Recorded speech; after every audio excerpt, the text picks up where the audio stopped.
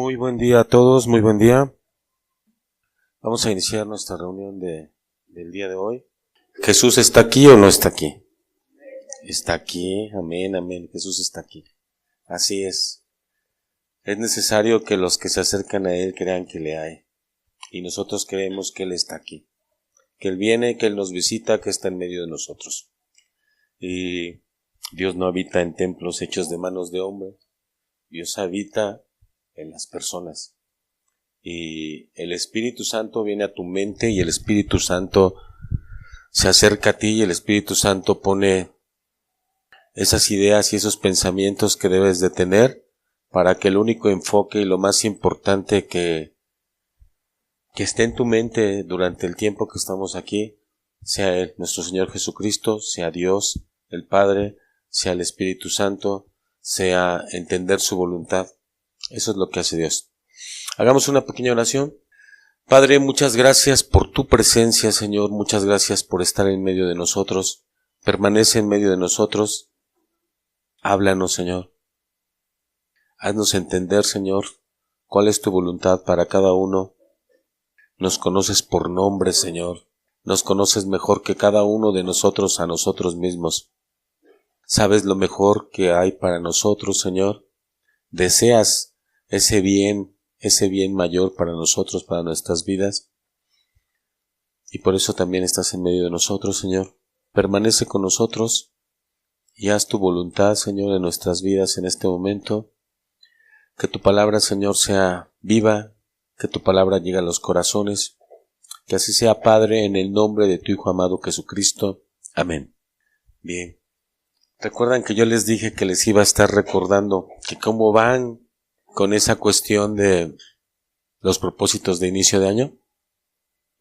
Enero, febrero, marzo, empezamos abril. Espero que vayamos bien y si no, pues se los estoy recordando. Cuando uno inicia el año, piensa en ese nuevo ciclo, en el inicio de las cosas, toma compromisos, hace resoluciones y no hablo de las otras, voy a bajar de peso, etcétera, que son importantes también, sino de esas que tienen que ver con Dios, ¿no? Me voy a esforzar, no voy a dejar de congregarme, voy a ser puntual, voy a leer tu palabra, voy a aprender más, voy a cambiar esto y esto en mi vida que sé que no te agrada. Recuérdenlo, ténganlo presente, porque mejor es que no prometas a que prometas y no cumplas, ¿ok? Bien. Yo creo que durante un buen tiempo, pues el tema más importante que voy a estar compartiendo las veces que a mí me toque hacerlo, va a ser seguir entendiendo todo lo relacionado al reino de Dios, al reino de los cielos. Y pues hagamos un pequeño recordatorio, resumen de lo que habíamos visto al respecto, ¿no? Esa buena noticia de que el reino de Dios, su gobierno se había acercado. Espero que haya quedado claro que ese gobierno ya empezó, que está presente, que se hace visible cuando Jesucristo empieza a gobernar a la vida de los creyentes. Y pues se nota, ¿no? Porque al someterse una persona a la voluntad de Dios y ya no hacer la suya, su vida cambia, su vida es diferente, ¿sí? Ya no se conduce de la misma manera porque ahora busca la voluntad de ese que gobierna su vida, que es Dios. Bien. Y también dijimos que para poder ser parte de ese reino es necesario que haya un arrepentimiento y que haya una fe, una confianza en el Señor Jesucristo. Y obviamente porque Dios es santo, también se necesita una vida apartada del mal y una vida lo más cercana a Dios. Una vida apartada para Él, para Dios. Bien, y pues bueno, en estos días que por costumbre, por tradición, e incluso varios toman vacaciones, en algunos lugares se tiene representaciones, se le llama la Semana Santa, se hacen cosas que imitan o nos traen a la mente lo que Jesucristo hizo cuando Él vino aquí a la tierra. Sí, nos muestran casi siempre en el fin de año que Él nació, el mundo así se ha organizado y lo tiene por costumbre. Y en esta temporada nos hablan más acerca de su ministerio, cómo fue rechazado y que Él murió. ¿Sí? Es una pena que se queden en el que Él murió y no hagan tanto énfasis en la resurrección, porque es una de las cosas más importantes. Una semana no alcanza, ni la serie más bien hecha de lo que ahora vemos en lo que es el streaming y en alguna plataforma, ni la más bonita, ni la más bien hecha, con los actores más consagrados, incluso hasta que pudieran ser cristianos, verdaderos creyentes, nos van a poder representar en realidad a Jesucristo. Se van a quedar cortos siempre. Es por eso que tenemos mandamientos de que no nos hagamos imágenes de Él. No te hagas algo como Él, porque no le vas a llegar por más que te esfuerces. Sí. Y para entenderlo y para conocerlo, tenemos su palabra. Su palabra es verdad, y aquí sí vamos a poder conocer y entender a Jesucristo como Él es. ¿Sí? ¿Alguna vez se han preguntado ustedes por qué las palabras de Jesús están en rojo? ¿Saben que el rojo es uno de los colores más llamativos? La sangre es roja. Sí. Y el contraste que hay entre el negro y el rojo es impresionante. El rojo te llama. Las palabras que están en rojo en la Biblia son las palabras que Jesucristo habló. No todas las Biblias tienen esta característica, pero las que lo tienen un objetivo. Cuando tú pases por aquí, por esas letritas en rojo, pon mucha atención, porque no es la palabra que el Espíritu Santo inspiró en otra persona. Es Dios mismo hablando. Es Dios mismo diciendo qué, cómo, cuándo, dónde, para qué, por qué. Y yo les hago una invitación que a partir de ahora, cada vez que pasen por los evangelios, tengan más calma a la hora de leer lo que Jesús está diciendo. Porque cada una de las palabras que sale de su boca, sí, es sumamente importante. Es Dios hablándonos. Esa es una de las maneras en las que Dios habla. Sí, es la manera más tangible, objetiva. Muchas veces he escuchado oraciones, todos las hacemos. Dios, muéstrame tu voluntad, enséñame, dime, háblame, guíame, dame luz, quiero ese camino, quiero seguirlo.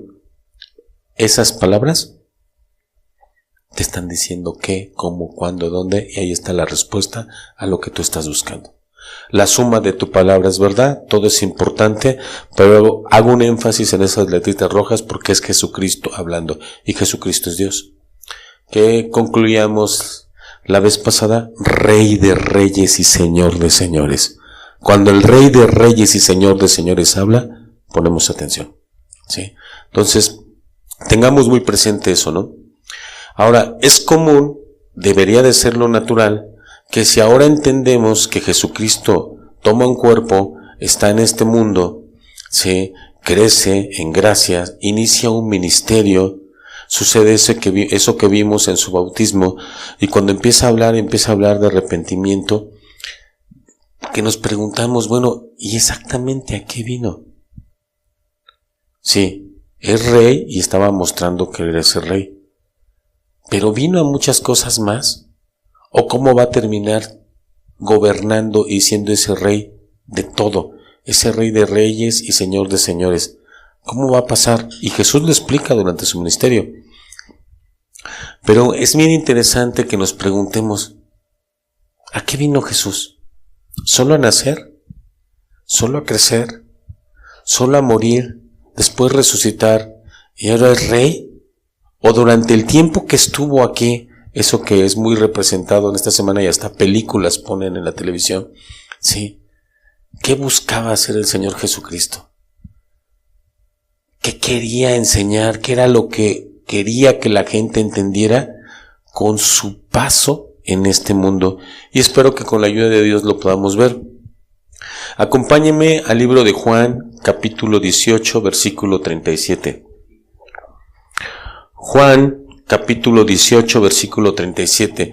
Esto va a ser como una pequeña muestra de cómo ustedes pueden encontrar respuesta a la Biblia, en la Biblia, de lo que Jesús hace y por qué lo hace. Juan capítulo 18, versículo 37. Le dijo entonces Pilato: ¿luego eres tú rey? Respondió Jesús: tú dices que yo soy rey. Yo para esto he nacido y para esto he venido al mundo, para dar testimonio de la verdad. Todo aquel que es de la verdad oye mi voz. Una de las cosas a la que Jesús vino es a dar testimonio de la verdad. Ya tenemos una clave, pero como esto van a encontrar muchos versículos cuando Jesucristo habla que dice a qué vino. Una de las cosas es esto: vino para ser rey y vino para dar testimonio de la verdad. Lucas capítulo 5 versículo 31. Lucas capítulo 5 versículo 31. No son los versículos en los que hoy nos vamos a enfocar, pero lo que quiero es que tengan clara esta idea. Si tú quieres entender a qué vino Jesús, Él lo dijo varias veces. Él dijo a qué vino. Respondiendo Jesús les dijo: los que están sanos no tienen necesidad de médico, sino los enfermos. Versículo 32. No he venido a llamar a justos, sino a pecadores al arrepentimiento. ¿A qué también vino Jesucristo? No a llamar a justos, sino a pecadores al arrepentimiento. ¿Sí? Vamos sumando cosas a las cuales Jesucristo vino. Mateo capítulo 5 versículo 17. Mateo capítulo 5 versículo 17. No penséis que he venido para abrogar la ley o los profetas. No he venido para abrogar, sino para cumplir. Jesucristo vino a cumplir la ley. Como esto, podemos encontrar tantas cosas que Jesucristo dijo que son por las cuales Él vino. Bien, esto es como un ejercicio para que ustedes, cuando estén en su casa y tengan esta misma idea en su mente, digan: ¿y a qué más vino Jesús? Yo quiero entender más a qué vino Jesús a este mundo. Porque es muy sencillo, o lo acortamos tan pequeño cuando decimos: Jesús vino a morir por los pecadores. Ya, así nomás. Hay un propósito, hay una intención, hay una razón. Dios no es ocioso, no hace las cosas solo porque sí. Dios hace las cosas bien. Dios es perfecto. En Él no hay falla. Y hay muchas cosas que nosotros, si nos cuestionamos esto, vamos a poder aterrizar. Muchos textos que nos dicen a qué vino Jesucristo. Regresemos a Lucas capítulo 5 versículo 31. Lo acabamos de revisar. Capítulo 5 versículo 31. Y es una de las partes en las que nos vamos a estar enfocando hoy, y con la ayuda de Dios que nos pueda quedar muy claro. En el 32, no he venido a llamar a justos, sino a pecadores al arrepentimiento. Una de las cosas que Jesucristo hace cuando viene a este mundo es llamar a los pecadores a que se arrepientan. Y es en la parte que nos vamos a enfocar hoy. Podría haber tomado muchos ejemplos, ¿sí? Pero hoy me quiero enfocar en un personaje que está en la Escritura, que es uno de sus discípulos, Mateo. Mateo es un personaje que tiene unas características muy particulares, con las cuales seguramente muchas de ellas nosotros ahorita nos vamos a identificar. Porque ejemplos hay muchísimos. Si Jesús vino por los pecadores y todos somos pecadores, pues cualquiera sirve de ejemplo. Es más, empiezo a dar mi testimonio o le pido a alguno de ustedes que pase y que dé su testimonio y dicen: ese es un ejemplo de que Jesucristo vino por los pecadores. ¿Sí? Todos podemos ser un ejemplo de eso, pero hay ciertas características en Mateo que nos revelan cosas y nos dejan ver hasta qué grado de pecado puede llegar a cubrir Dios, y la forma de ver del pecado del mundo y la forma de ver el pecado por parte de Dios. Ahora, una cosa también es cierta: Jesús vino a llamar, Jesús vino a hacer un llamado. De hecho, ese llamado se lo hace a Mateo. ¿Sí? Y el llamado de Mateo también tiene particularidades. ¿No han visto una palabra tan sencilla? O sea, a mí me sorprende una sola palabra tan sencilla, con tanto impacto, con tanto significado, con tantas traducciones, con tantas interpretaciones, con tantas formas de abordarla de una y de otra manera, y es esta: sígueme. Sí. Recuerdo que cuando yo era joven y pertenecí en la Ciudad de México a un grupo que teníamos un nombre, las manditas esas de adolescentes, teníamos nuestro nombre, y alguien de los de la otra banda se metía en problemas con los de nuestra banda. Solo faltaba que uno de nosotros, y a veces con un silbido, alguna seña o algo, y eso significaba: sígueme y vamos a defender a los de nuestro lado. Lo pongo como ejemplo, no porque eso sea bueno, claro que está mal, sí, pero ¿qué significado? Ustedes se pueden imaginar en una guerra, cuando la persona que estaba al frente para guiar al ejército iba a pelear para el otro, decía: síganme. Era: vamos a pelear, vamos a la batalla, vamos a dar nuestra vida. Una palabra tan sencilla tiene tanto significado, ¿sí? Y ese sígueme tiene un impacto y tiene una fuerza tan tremenda cuando viene de nuestro Señor Jesucristo.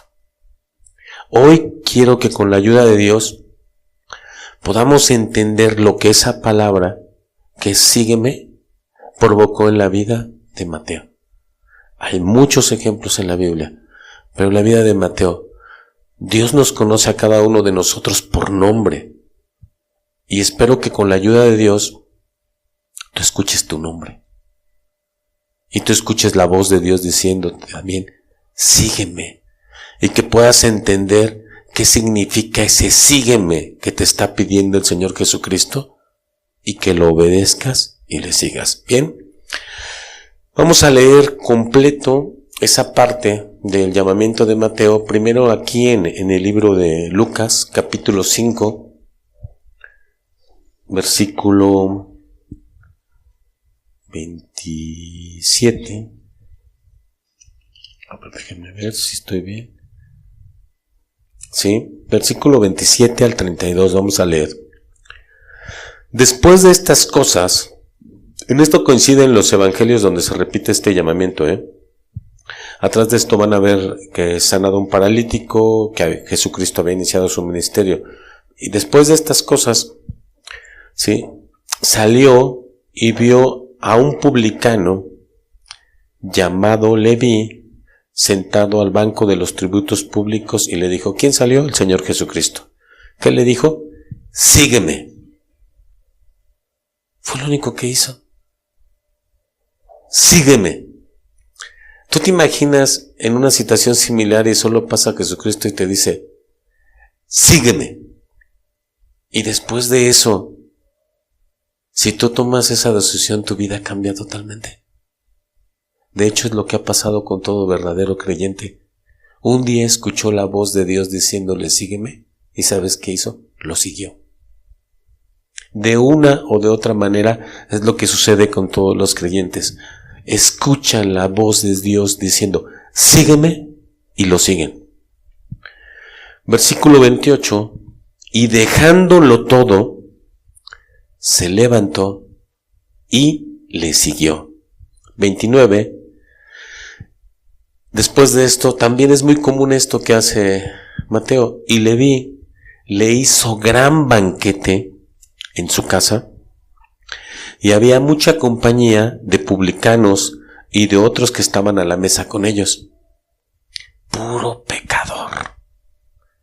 De lo peorcito, porque ¿quiénes podían ser los cercanos a Mateo? El publicano. Ahorita vamos a atender más de lo que significaba ser un publicano y lo que significaba ser, pues, efectivamente de lo peor, como lo estoy diciendo, ¿sí?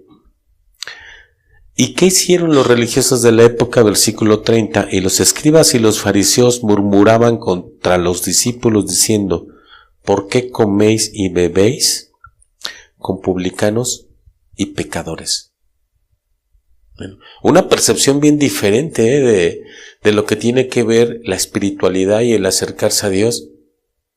Jesucristo se acerca al pecador y los otros, ay, ¿por qué te acercas a ellos? Te estás contaminando. No te juntes con la chusma, ¿no? Tenemos una serie así, los mexicanos lo identificamos luego, ¿sí? Dime con quién andas y te dirás quién eres. Si estás con ellos es porque eres igualito. Sí. Es lo que la percepción que estaban teniendo los religiosos de la época. Respondiendo Jesús les dijo, los que están sanos no tienen necesidad de médico, sino los enfermos. No he venido a llamar a justos, sino a pecadores al arrepentimiento. Regresémonos al libro de Mateo, primero de los evangelios, y de hecho es ahí donde más vamos a estar, en la versión de este pasaje de Mateo. Y Mateo pues lo tenemos narrado por él mismo en su evangelio en el capítulo 9, del versículo 9 al versículo 13. ¿Esto con qué intención lo hago? La suma de tu palabra es verdad, y que nos llegue a brillar algo diferente de ese mismo suceso desde la percepción de Mateo. Porque en Lucas pone un orden de cómo sucedieron las cosas, y él reescribe o consigue la información para poderlo escribir, pero Mateo lo vivió. Mateo está hablando de su propia experiencia. Mateo capítulo 9, versículo 9. Aclara otra cosa, Leví, Mateo es lo mismo, por si en algunas de sus Biblias dice llamamiento de Leví y llamamiento de Mateo. Pasando Jesús de allí, les digo que es el mismo contexto, había sanado a un paralítico, vio a un hombre llamado Mateo, que estaba sentado al banco de los tributos públicos y le dijo, sígueme. Y se levantó y le siguió. Y aconteció que estando él sentado a la mesa en la casa, he aquí que muchos publicanos y pecadores que habían venido se sentaron juntamente a la mesa con Jesús y sus discípulos, porque él había hecho su banquete. Versículo 11. Cuando vieron esto los fariseos dijeron a los discípulos, ¿por qué come vuestro maestro con los publicanos y pecadores? En el otro decía que murmuraban, y aquí nos menciona en detalle Mateo que hasta preguntaron, ¿por qué? ¿Por qué hace eso? Al oír esto Jesucristo se da cuenta de eso, habla él letras rojas. Los sanos no tienen necesidad de médicos sino los enfermos. Y pues, está hablando los fariseos, y aprended lo que significa misericordia quiero y no sacrificio. Mensaje directo para ellos. No sabían lo que era la misericordia. Tenían que aprenderlo. Y lo que Jesucristo estaba haciendo en ese momento era misericordia con los que estaban ahí. Y ellos no lo entendían. Les dice, váyanse porque no han aprendido nada. Esto es hacer misericordia. En la última parte, porque no he venido a llamar, no he venido a llamar a justos, sino a pecadores al arrepentimiento. Palabras que hemos escuchado muchas veces, pero que con la ayuda de Dios hoy quiero, de veras es mi deseo, que todos nosotros los que estamos aquí reunidos, yo mismo, podamos entender más allá de lo que sepamos sobre este pasaje, Mateo, pero sobre lo que implica exactamente lo que es que Jesús te llame y que tú le sigas. ¿Bien?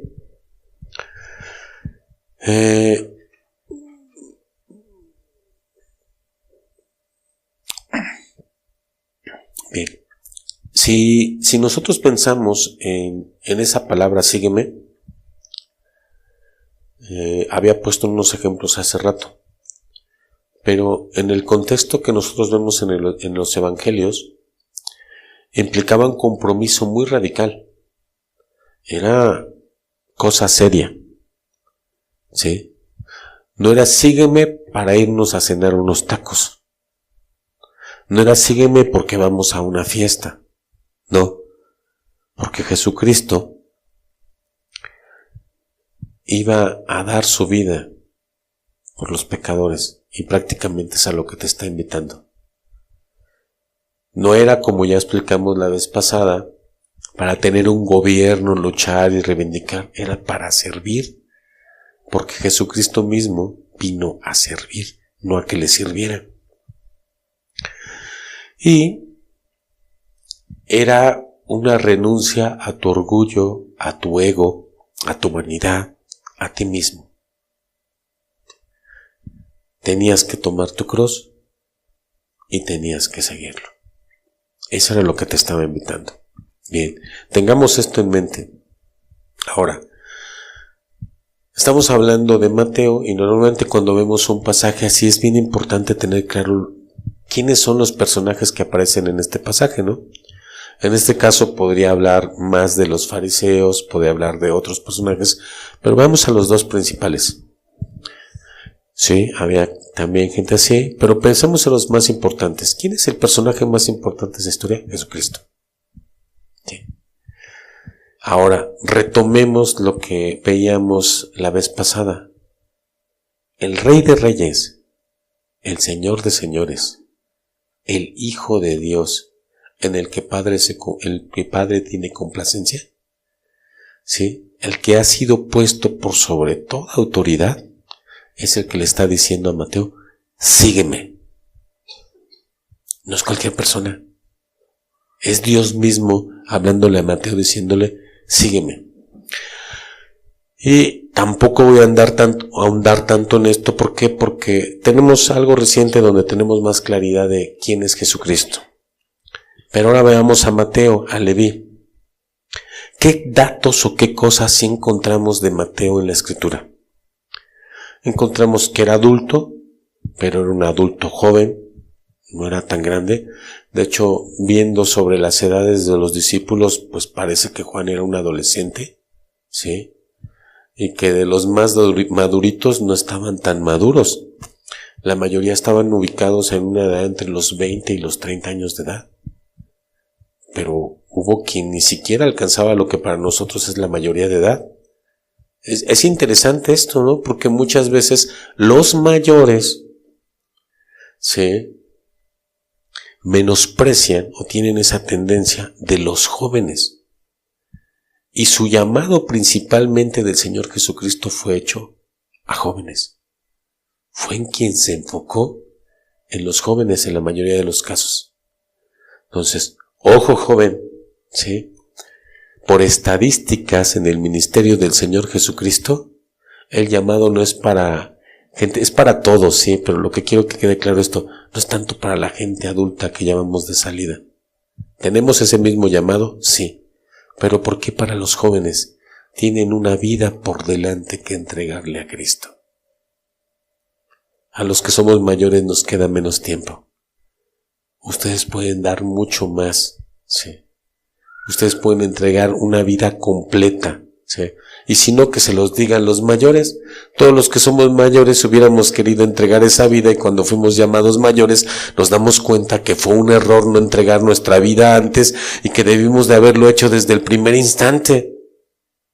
Y que se nos fue la vida, ¿sí? Y que tomamos infinidad de decisiones erróneas, incorrectas, por no someternos al gobierno de Dios. Y ahora a los que tienen hijos, ay, que mi hijo entendiera, que mi hijo se diera cuenta que esto y que el otro. Tú tampoco lo hiciste cuando eras joven. ¿Imposible? No. ¿Dios hace llamado? Sí. ¿Va más enfocado a los jóvenes? Por alguna razón en el Evangelio así está destacado, ¿sí? Entonces quizás si eres joven dices, ups, creo que esa va para mí, sí. Pero si eres mayor, tampoco te puedes esquivar. El llamado lo hace el Señor Jesucristo por nombre y es para todos, porque hay una intención detrás de ese llamado. Te está llamando a ser parte de su reino. Te lo está pidiendo por amor. Te está diciendo, ven, sígueme para que no te quedes fuera de mi reino. Y de una vez lo digo, o sea, no hay cosa mejor que valga más que estar del lado del reino de los cielos Y no hay cosa peor que no estarlo. Y Jesús hace ese llamado porque te está diciendo, ten lo mejor, no te quedes en lo peor. Es la peor decisión que puedes tomar, no seguir a Cristo. Bien. ¿Qué más nos dice datos que sabemos de la Biblia? Pues Mateo era trabajador, Mateo era trabajador, pero pues su trabajo dejaba mucho que decir. Era publicano. Sí. ¿Y qué era un publicano? Un recaudador de impuestos. Tan fea era esa profesión. La Biblia nos dice que su papá se llamaba Alfeo. Sí. Sí, Mateo, hijo de Alfeo. Sí. Que seguramente su mismo padre se avergonzaba de él. Sí. Si tú tuvieras un hijo que sale en las noticias porque es secuestrador, asesino, sicario, etcétera, ¿te da orgullo? Si fuera una mujer que se dedica a la industria de imágenes y videos para adultos, ¿te da gusto? Tu hija tierna, bonita, que tú creciste, que la cuidaste, que la protegiste, ahora se dedica a eso. Es algo que te puede enorgullecer. No había nadie que pudiera sentir orgullo porque su hijo fuera publicano. No lo había. ¿Sí? Hay cosas que como padre no te pueden enorgullecer. Sí, de hecho, los padres que han perdido el afecto natural se avergüenzan de sus hijos y los niegan, dicen, ese dejó de ser mi hijo desde que decidió hacer esto. Y cortan ese vínculo. No te conozco, no eres mi hijo, no te acepto. Tú dices, lo dirá la genética, para mí nunca exististe, para mí estás muerto, dicen. Bueno, ese rechazo lo tenía Mateo, por su trabajo. ¿Sí? Hay otros que tienen ese afecto natural y dicen, no, pues no te voy a poder dejar de querer, pero oye, no inventes, hay otras cosas que hacer. ¿Por qué precisamente te tenías que dedicar a eso? Eso es natural. Mateo tenía un rechazo, para empezar, de su propia familia. Mateo era judío, ¿sí? Y aquí sí quiero hacer un pequeño paréntesis porque eso luego se confunde. Pensando en los descendientes de Abraham, porque ahí empieza todo, ¿sí? Los podemos ubicar con 4 adjetivos, con 4 nombres, ¿no? Esos descendientes de Abraham son conocidos como los hebreos. Quédense con eso, hay mucho que decir al respecto, quédense con eso. Los descendientes de Abraham son los hebreos. Pasa el tiempo y con Jacob, Israel se tomó una identidad en esas tribus, ¿sí? Las 12 tribus de Israel, y a ellos se les empieza a considerar como un pueblo, como una unidad, como un grupo de personas que reciben el nombre de israelitas, porque descienden de Jacob. Y después de algo que conocemos como el exilio, la reconstrucción del segundo templo, aquí entra un personaje, era Ciro el Grande, que deja que en el 538 a.C., después de que pasa el cautiverio babilónico, ese Ciro el Grande de Persa deja que esos que quedaban, ¿sí?, de los israelitas regresen a Jerusalén. Y es entonces donde adquieren esta identidad. Y esos que regresaron se les llama judíos. Ahora, ya en el momento en el que Jesucristo está llamando a Mateo, hay una variante también dentro de los mismos judíos, como la variante que tenemos nosotros como mexicanos. No es lo mismo el mexicano de la Ciudad de México, del Estado, de Monterrey o de Mérida. Y nos vemos y sabemos que no eres de aquí y nos escuchamos y sabes que es del norte, que es del sur, que es del centro. Y unos a otros nos criticamos, es que ellos hablan raro, pues lo mismo piensa el otro, que ellos hablan cantadito, pues yo te escucho a ti cantar, ¿sí? Porque tenemos una forma de ser, manejamos el mismo idioma, hablamos el español, pero con nuestras variantes. Y luego se nota, empieza a hablar uno y dice, este es de tal parte, ¿sí? Ok. Así estaban los judíos en esa época. Y, pues bueno, Mateo era de la región de Galilea. ¿A quién le llamaban también Galileo? A Jesucristo. Sí, estaban cerquita, sí, Mateo y el Señor Jesucristo. Al parecer era soltero, no nos dan datos como Pedro, de su suegra, algo así. Era un joven que tenía un trabajo, no muy bonito el trabajo, sí, y que era soltero, sí. Hablaba arameo, sí. Y pues bueno, encontré datos hasta cómo era posible que era su color de piel y su estatura. No era güerito, era morenito, no podía medir más de 1.70, como 1.65, lo cual para la época no era chaparrito. El Zaqueo que vemos en la escritura era como de 1.50, ese sí era chaparrito, sí. Pero la estatura promedio era 1.65, yo en esa época me hubiera sentido grande, sí. Mido 1.72, sí. Pero no. O sea, eso tiene que ver mucho con la alimentación, la nutrición, todo, cosas que han cambiado durante el tiempo y por eso vemos a unos hijos que crecen tremendos, ¿no? ¿Ok? Bien. Podemos encontrar datos como esos, pero pues la verdad es que ¿qué creen? Que los galileos también no eran las personas más queridas. ¿Qué dice la gente de todos los alrededores del área metropolitana de la Ciudad de México? Y hasta unos se ofenden con otros, ¿sí? Cuando dicen, es que eres chilango. Te hacen menos, o sea, no te quieren. Hubo un momento, yo me acuerdo, en una época donde llegó a haber letreros en donde decían, en otras partes de la República, me tocó viajar mucho, haz patria, mata a un chilango. ¿Sí? ¿Por qué?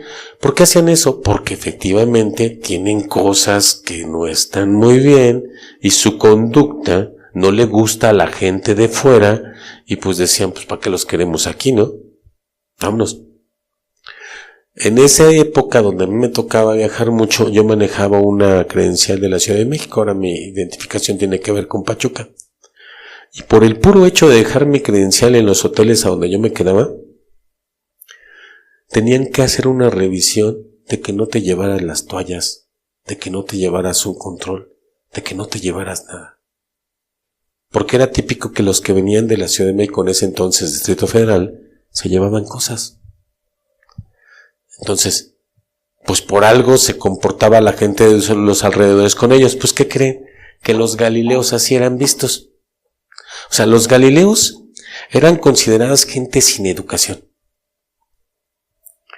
Por lo general, no es como pensar, por ejemplo, en la ciudad de Jalapa que le llaman hasta la Atenas mexicana, que hay un montón de universidades y con quien platiques, tengo la maestría, tengo el doctorado, estoy haciendo la especialidad, estoy tomando un diplomado, va a venir el congreso y nos vamos a reunir un colectivo con tal profesión.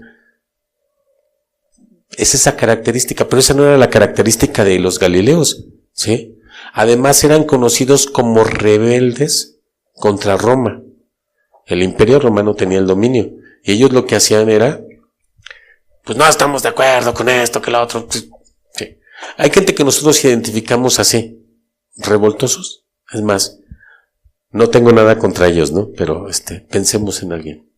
¿Qué piensan de los antorchistas? Cierran calles, se adueñan de terrenos, generan conflictos, ¿sí? Han hecho destrozos en ocasiones. ¿Sí? Entonces, tú dices, eso era lo mismo que se pensaba de los galileos, un grupo rebelde, ¿sí? Un grupo con poca educación, ¿sí? Entonces, vean al pobre Mateo, Su familia lo hacía a un lado, ¿sí? Por lo que leímos en los pasajes, la religión de la época también, ¿sí? Y de Pilón, de donde venía, también le hacían el feo. ¿Cómo se sentía Mateo? ¿Cuál era su condición? A eso quiero llegar. Era una persona que era muy menospreciada, ¿sí? Si veían a alguien, ya no solamente pensaban que era alborotador, que era alguien sin educación, sino pensaban otras cosas, sobre todo por su trabajo. Hay una parte en la Escritura que dice Galilea de los gentiles. Y eso nos dice que había un gran porcentaje de gente no judía en Galilea. Y eso es influencia. ¿Sí? Cuando hay mucha gente que no es religiosa y no cree en Dios, ¿cómo es? Ha habido pueblos tremendos donde les han caído juicios de Dios, porque la mayoría de la gente nomás no, y son puras fiestas, parrandas, borracheras, y luego viene Dios en su soberanía, hace uso de la naturaleza y los destroza, y es hasta el momento una lluvia fuerte, un deslave, un río que se suelta, y entonces es un juicio de Dios que le está diciendo párenle. Algo así. Y entonces sucede esto ocasionalmente en lugares, y es el puro amor de Dios por esas personas, porque si los deja de solitos, cada vez están peor. Pero Dios interviene de esa manera, ¿sí? De hecho, muchas veces muere gente. ¿Y qué hace Dios? Sí, te está diciendo, alto. Y la gente reconsidera las cosas, claman a Dios, ven el amor en otros. Muchos son gente como nosotros que nos reunimos, que basta visitarlos y les ayuda en ese momento, a pesar de no merecerlo, y eso es hacer misericordia. Sí. Y entonces reconsideran las cosas, no están haciendo mal. ¿Por qué aquel se murió y yo no me morí? ¿Por qué vienen estos y me ayudan? Y el que clamó en su momento, como veíamos al principio, y Dios lo oyó. Entonces, son cosas que Dios permite, pero bueno, estos judíos, los galileos, y Mateo era parte de eso.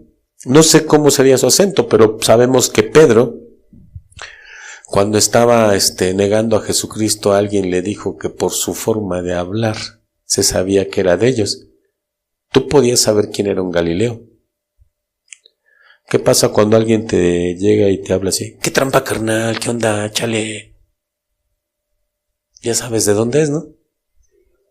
Sí. Entonces, no tenemos nada de malo contra ellos, digamos que es correcto o incorrecto, así hablan porque fue el contexto en donde les tocó vivir. De hecho, yo hablaba así. Yo nací y crecí en ese contexto y yo hablaba así. O sea, un montón de groserías, ¿sí?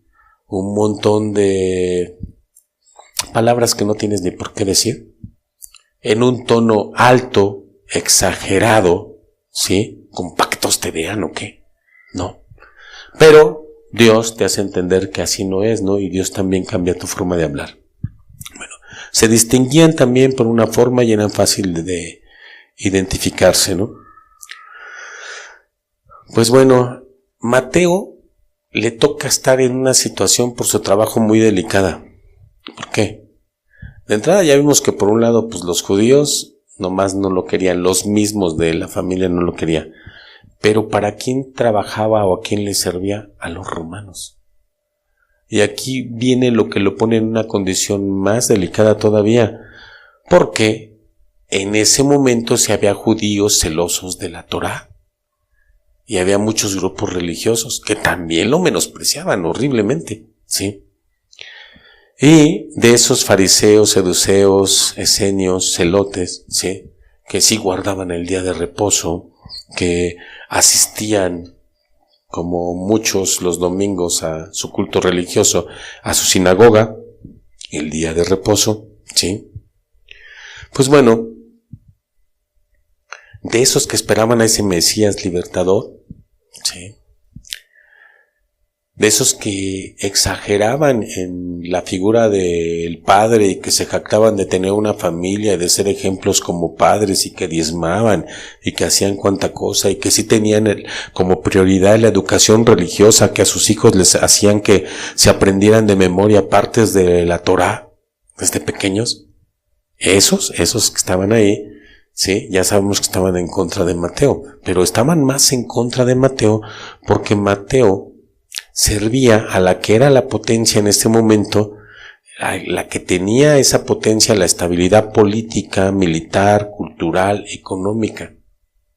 Y era visto, sí, por servir a Roma, sí. Además, servía a los que eran politeístas cuando ellos tenían un solo Dios. O sea, por todos lados era mal visto Mateo. No había de veras uno podría llegar a un momento a decir, ¿cómo ayudarle? O sea, no se puede, por todas partes estaba mal la cosa con Mateo, ¿sí? Lo que sucedía en esa época es que el pueblo romano conquistaba a alguien, ¿sí? Y no los exterminaba como a los indios en Norteamérica, se mezclaba con ellos, porque eso era tributo, era dinero, era riqueza, era poder, ¿sí? En algún tiempo que tuve la oportunidad de iniciar la carrera de Derecho, no la concluí, hay una materia que se llama Derecho Romano, y entiendes tantas cosas de por qué ahora nuestro sistema político, jurídico y todo, porque son nuestros genes, de ahí venimos en muchos aspectos, ¿sí? Y yo no lo había entendido hasta que tuve esa materia y dije, ¿de aquí viene todo esto?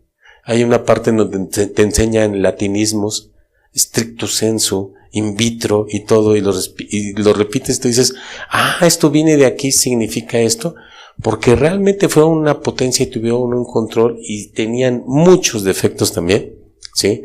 Que Dios en su soberanía también los fue utilizando para juicio de otras naciones. Bueno, a esos es a los que servía Mateo, ¿sí? Ese recaudador de impuestos romano tenía una característica principal, no que fuera traidor, ladrón, pecador, todo eso, no era digno de confianza de nadie. Era despreciado, odiado, etcétera, pero su testimonio no valía por todo eso. Si nosotros tuviéramos un dilema aquí y dijéramos, vamos a darle solución, ¿no? Sí. A ver, ¿quién estuvo presente? Fulano y sutano. Y saldría Mateo por ahí, fuéramos como en esa época y dijimos, no, yo vi cuando pasó esto y así, yo quiero dar testimonio de que las cosas fueron como dice fulano y no como dijo sutano. Tu testimonio no vale, tu palabra no importa, porque eres publicano. No eres digno de confianza. Lo que tú digas no le importa a nadie. Y así sea la verdad, no te creemos. Ese era Mateo. Ahora, pónganse en su situación de Mateo. ¿Sí? Traicionó la fe de los suyos y está en el trabajo más feo. Dicen que en arca abierta hasta el más justo peca. Eran reconocidos los publicanos, ¿por qué? Subir las tarifas, sí, abusar de su autoridad que tenían para extorsionar, y terminaban enriqueciéndose ilícitamente. ¿No te suena uno de nuestros políticos de la época? A muchos, para empezar, sí es un buen ejemplo. Sí. Bien. Una persona como él no tenía cabida ni era una opción la religión. Literalmente un desecho imperdonable. ¿Sí? Y asociado con todo lo peorcito. Su palabra no valía. ¿No creen que eso es muy feo? ¿Te imaginas que tú llegaras un día así y te dijeran, oye, fíjate que pasó esto? Y dices, no, si yo estuve ahí, yo vi. No. Lo que tú digas no importa, no sirve, no vale. Cuando hay otras personas que sucede lo contrario. Si fulano lo dice, le creemos, por su testimonio. El testimonio de Mateo era tal que lo que dijera, no. Versículo 9, solo una palabra, Jesucristo diciéndole, sígueme, ¿sí? Pero ¿qué hizo al final del versículo 9? Se levantó y le siguió. Él estaba sentado a la mesa, ¿sí? Ahí, no sé si manejando las monedas de la época que estaba haciendo, era su trabajo. Un trabajo muy cómodo para la época, El trabajo ahí era rudo, era fuerte, ¿sí? Entonces, ahí estaba sentado, ¿sí? Pero tiene algo, ¿sí? Se levantó y le siguió. Ahora entendemos un poquito más que ese sigue me implicaba muchas cosas, ¿sí? Pensemos en qué cosas implicó para Mateo el haberse levantado y seguir a Jesucristo. Está renunciando a su forma de vida, a ese dinero, a ese estatus, a esa posibilidad. Incluso también estaba renunciando por si algún día le había llegado a quedar la idea de que podía regresar con los judíos, ¿sí?, a las sinagogas, porque Jesucristo era otra opción. Jesucristo le acababa de llamar la atención delante de él a los religiosos de la época. Jesús era una opción para él en ese momento. No sé qué claridad tenía Mateo de la opción que era para él. No tengo idea a qué profundidad llegó el entendimiento del llamado. Pero independientemente de lo que él alcanzó a ver, hay algo bonito: obedeció.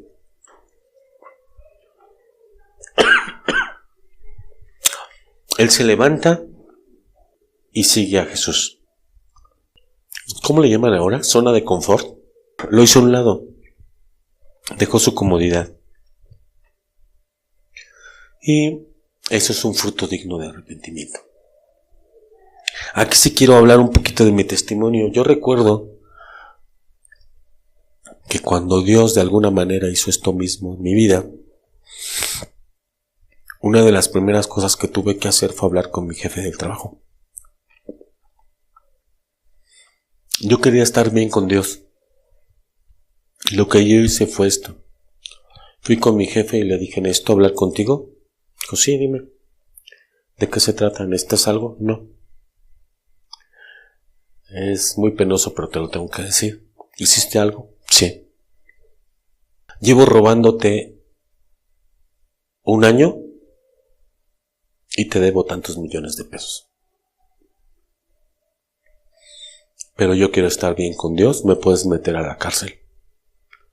Puedes hacer conmigo lo que quieras, pero ya no puedo estar así con Dios.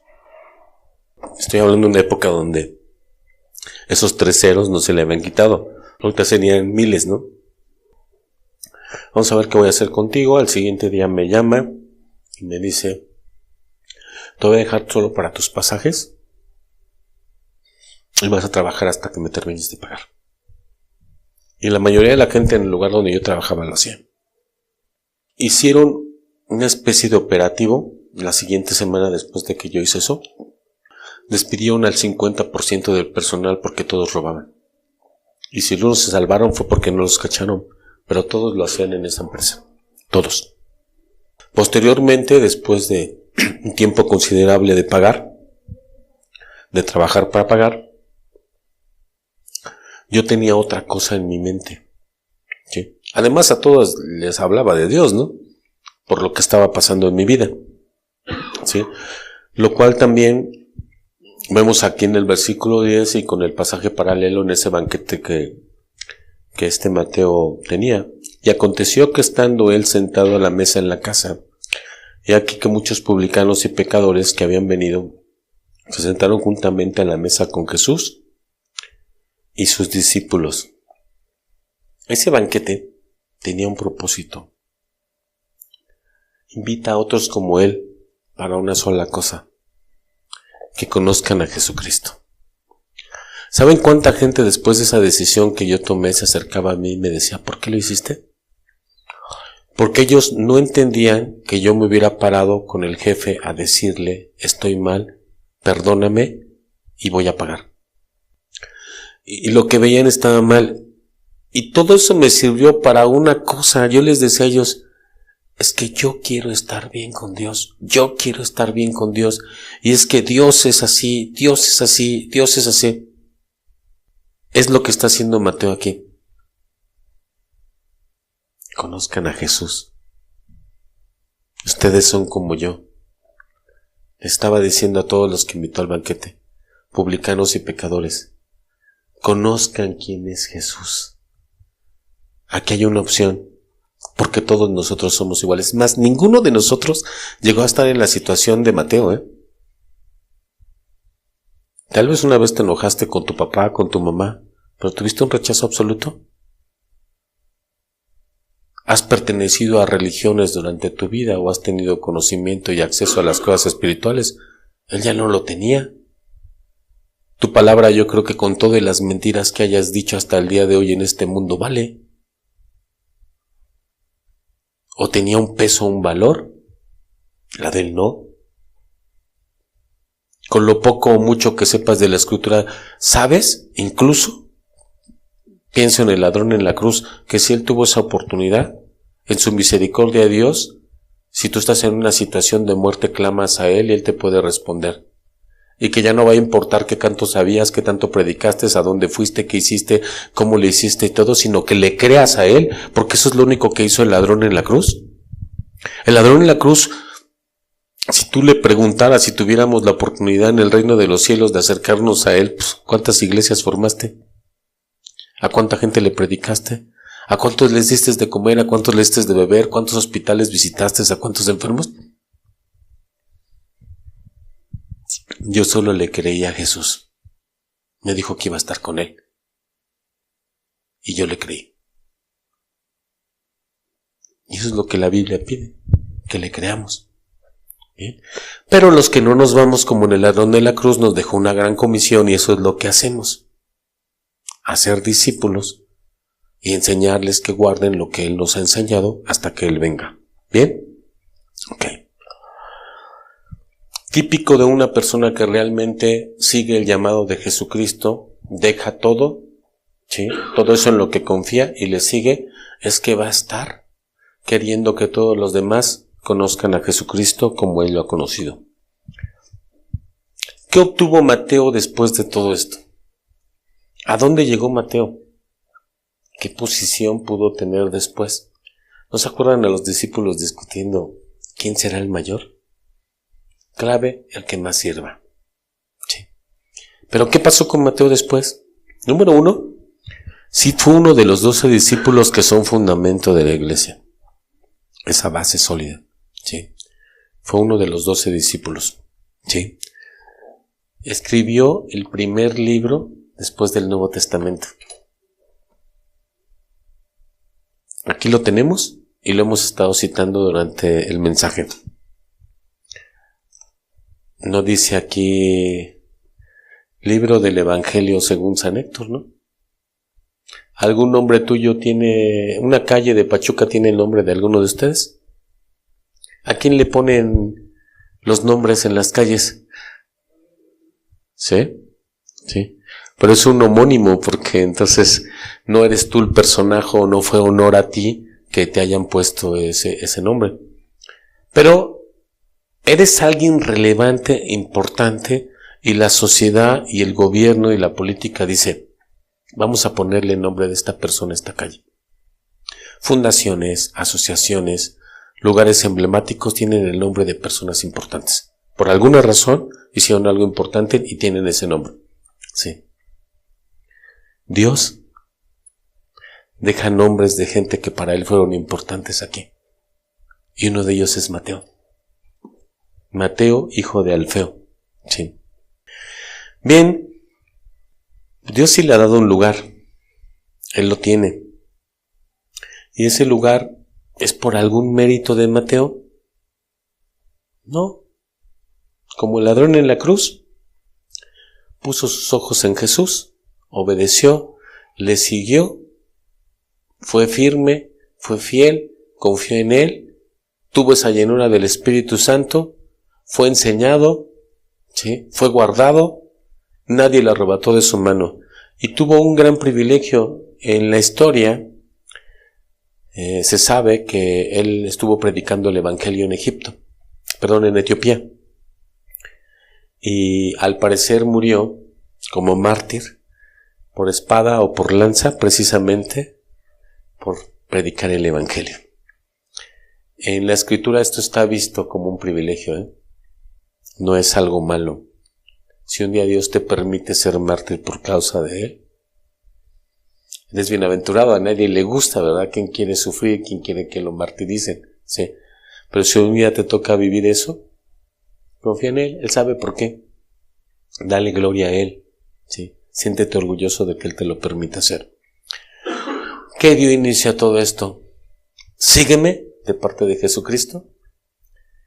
Y de parte de Mateo, se levantó y le siguió. Tan sencillo que parece, ¿verdad? Pero hay una confianza, una fe, ¿sí? Un obedecer a esa voz de Dios diciendo, sígueme. Vamos a leer otra parte de la escritura, aquí en el libro de Lucas, capítulo 18, que ya va a ser para ir cerrando el tema. Lucas, capítulo 18, en el versículo 9. Creo que ahora, ya con todo lo que hemos platicado, esta parábola puede tener un significado mayor para nosotros. A unos que confiaban en sí mismos como justos y menospreciaban a los otros, dijo también esta parábola, letras rojas, Jesucristo. 2 hombres subieron al templo a orar, uno era fariseo y el otro era publicano. El fariseo, puesto en pie, oraba consigo mismo de esta manera: Dios, te doy gracias porque no soy como los otros hombres, ladrones, injustos, adúlteros, ni aún como este publicano, ni aún como Mateo. Ayuno 2 veces a la semana, doy diezmos de todo lo que gano. Y pone delante de Dios sus obras. Mas el publicano, estando lejos, no quería ni alzar los ojos al cielo, sino que se golpeaba el pecho, diciendo: Dios, sé propicio a mí, pecador. Os digo, es Jesucristo hablando, que éste descendió a su casa justificado antes que el otro, porque cualquiera que se enaltece será humillado, y el que se humilla será enaltecido. Hay quien cree que Jesús está hablando de Mateo. Aquí. Que hubo una escena en donde un fariseo dijo: te doy gracias porque no soy como Mateo. Y Mateo estaba ahí humillado, diciendo: sé propicio a mí, pecador. Entendiendo su condición, su situación, su rechazo, que no había oportunidad para él. No, creo que no. Pero el punto es ¿no? Hay 2 personajes, ahora entendemos más bien quién es un publicano, uno de ellos es Mateo, ¿sí? Y tiene una oración de las más sencillas, honestas, que es: sé propicio a mi pecador. Apréndetela. Es muy simple. Sé propicio a mi pecador.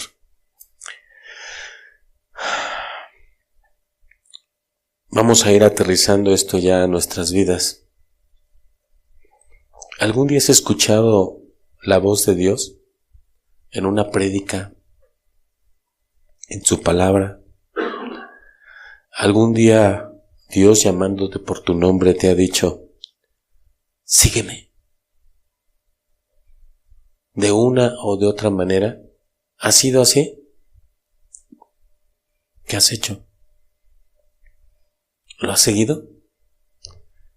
¿Dejaste, como Mateo, ese lugar?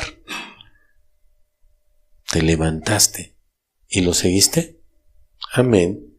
¿Qué va a hacer Dios? ¿Sí? Pues te va a dar un lugar como Mateo, porque él tomó esa decisión. Sí, pues bueno, nosotros en la introducción y en los cantos del inicio en la alabanza exaltábamos esa parte de Dios, ¿no? Que Dios puede llevarnos a un punto en donde, poniendo la confianza en Él, ¿sí?, podamos tener esa paz. Sí, eso es muy bueno. Pero ahorita me estoy refiriendo más a ese llamado que Dios hace a un pecador, porque ¿qué dijimos? Que Dios vino a llamar a los pecadores al arrepentimiento. ¿Tú has tenido ese llamado de Dios que dice sígueme, y ese llamado lo ves así, que Dios te está diciendo arrepiéntete? Hay gente con la que he platicado que me dije, yo tengo bien clarito que ese día Dios me dijo arrepiéntete, y me arrepentí. ¿Cómo te arrepentiste? Deje de hacerlo. ¿Y ya no batallaste? Sí. porque es mi concupiscencia, porque es mi deseo. Y yo le decía a Dios, ayúdame, ayúdame, ayúdame, no quiero volver a pecar, no quiero volver a pecar. Y Dios le ayudó. ¿Sí? ¿Por qué tenemos que pensar en esto? Porque las enseñanzas de Jesucristo no son palabras ociosas, y Él en este pasaje nos está diciendo a todos en este momento, incluyéndome a mí, sígueme. Sígueme. Y la única forma de que esto tenga un buen resultado y que estemos de ese lado del reino de los cielos, porque es la forma en que Dios te va a incluir si haces llamado, si haces caso a ese llamado, y si no vas a quedar fuera, es hacer lo mismo que Mateo. Pero una de las cosas que tiene que quedarnos claro es nuestra condición, y no podemos actuar como ese fariseo. Cualquier persona que se acerca a Dios entiende una cosa: yo soy como Mateo. Yo soy así. Y con todas las parábolas, ejemplos y historias que están en la Biblia, alguien dice, yo soy ese fariseo. Religión toda mi vida y no tengo a Dios en mi vida. Solo tengo religión. Sí.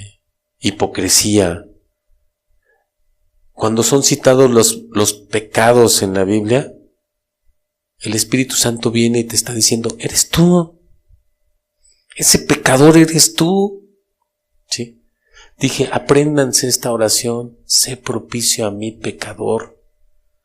Eso es lo que Dios espera de nosotros, que reconozcas tu condición y que digas eso, sé propicio a mi pecador. Que tu confianza no esté en ti mismo como el fariseo, que hagas menos a los otros y que creas que ya estás del otro lado. Sin seguir a Cristo, sin arrepentimiento verdadero, sin confianza en Él, no lo vas a estar. Mateo capítulo 9, donde estamos en el pasaje del llamamiento de Leví. Vamos a volverla a leer. Y pues, y aprender lo que significa misericordia quiero y no sacrificio, porque yo no he venido a llamar a justos, sino a pecadores al arrepentimiento. Hoy hemos aprendido una de las cosas a que Jesucristo vino a este mundo: a llamar a los pecadores al arrepentimiento, con el ejemplo de Mateo, ¿sí? Que es un ejemplo en el que nosotros nos podemos identificar muy claramente, ¿sí? Jesucristo te llama por nombre a ti también y no te pide otra cosa que no sea diferente a la de Mateo. Jesucristo te conoce muy bien a ti, mejor que tú. Te dice nuevamente, aunque yo creo que sí lo ha hecho, aunque no le hayas recordado en este momento en alguna ocasión, sígueme, ¿sí? Porque sabe que lo sigas es lo mejor para ti. Evita justificarte a ti mismo. ¿Por qué? Los publicanos y las rameras irán por delante. Jesús dijo, de cierto os digo, que el publicano descendió justificado, el fariseo no. ¿Sí? Si hay algo que tengas que meditar, que reflexionar, poner delante de Dios, date un tiempo para eso. ¿Sí? Que esta enseñanza no se te quede aquí durante la semana, en la tarde, a la hora que tengas tiempo. ¿Sí?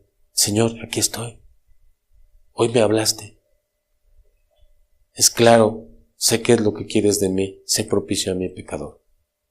Ponte en sus manos, confía en Él, ¿sí? ¿Sí? No por el premio que vas a recibir, no, por gratitud, porque entiendes ya también cosas que Dios ha hecho en tu vida, que van más allá, porque no es a lo único que vino Jesucristo. Y que Él te guíe y que Él te enseñe, ¿sí? No te garantizo que eso te va a hacer que una calle de esta ciudad tenga tu nombre, pero sí te garantizo que si lo haces como Dios ha dicho, tu nombre va a ser escrito en el libro de la vida. ¿Amén? Sí. Bien, vamos a hacer una oración para terminar y damos por terminado nuestra reunión. Padre, te damos muchas gracias por tu presencia, te agradecemos por todo lo que tú hayas puesto en nuestro corazón, Señor, por la luz que tú nos hayas dado, Señor, pues por tu voz, Señor, si has dicho a los presentes, sígueme, Señor, y por la ayuda que tú des, Señor, para que así sea, Señor, y cualquiera que haya escuchado tu voz te siga. Gracias, Padre, Señor, que podamos darnos la oportunidad y el tiempo para meditar en tu palabra, Señor, y hacer todo pues como tú quieres, Señor, a dejar de confiar en nosotros, Señor, a ponernos en tus manos. Y pues, Señor, si lo que tenemos que hacer es decir, sé propicio a mi pecador, Señor, que así sea. Gracias, Padre, en el nombre de Jesús. Confiamos en que nos regresarás a nuestros destinos con bien, Señor. Y te ruego porque el tiempo que podamos estar aquí, Señor, sea de bendición, de honra y de gloria para ti. Que el tiempo que podamos estar pasando aquí, minutos, horas, lo que sea, Señor, sea un tiempo en el que hagamos las cosas con orden, Señor, con respeto, con reverencia a ti y a tu nombre. En el nombre de Jesús, muchas gracias, Señor. Amén.